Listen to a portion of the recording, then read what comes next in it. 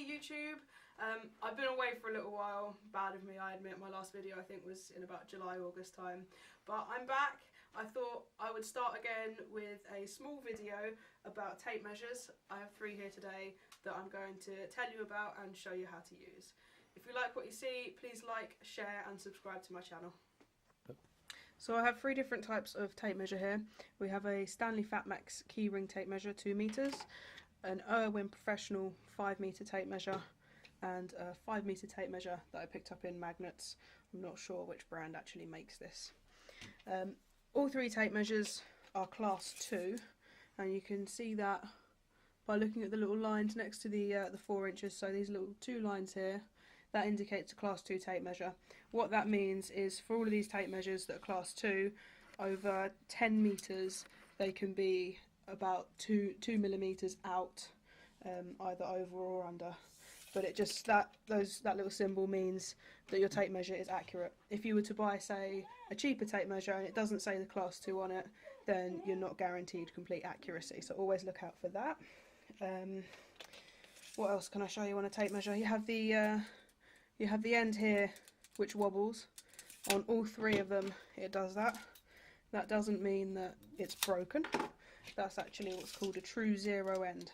So when you're hooking onto something or you're going inside, the measurement will always be the same because that movement allows for the thickness of the end. Excuse the dog barking, he's a bit grumpy today. And I think they all lock off as well, so that you can have your tape measure sticking out as far as you like, lock it off, and then you can do your markings without worrying about the tape popping back in.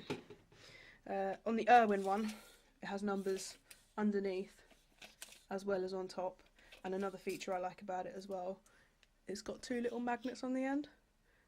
So you can put it up to, say, a radiator. If you're going to measure a room, you can put it up to a radiator and walk to the other end of the room, provided that the room's not more than 5 meters, obviously, and you can get a good measurement there, and that means no one has to hold it at the other end, and it comes in really, really handy. Little Stanley Fatmax has a keyring on it. I think that's kind of cool. It means you can have a tape measure that you can take anywhere with you. It's because it is so small. It only has the millimeters and centimeters. Obviously, I work in millimeters. I'll show you quickly for anyone that doesn't know.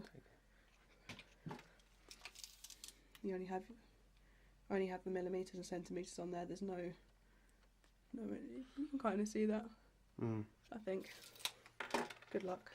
So yeah, for anyone that doesn't know how to use a tape measure, you have your inches along the top, and your feet as well. They're marked out by these black numbers, 2 foot, 3 foot, and then along the bottom we have centimeters, which are also used for millimeters.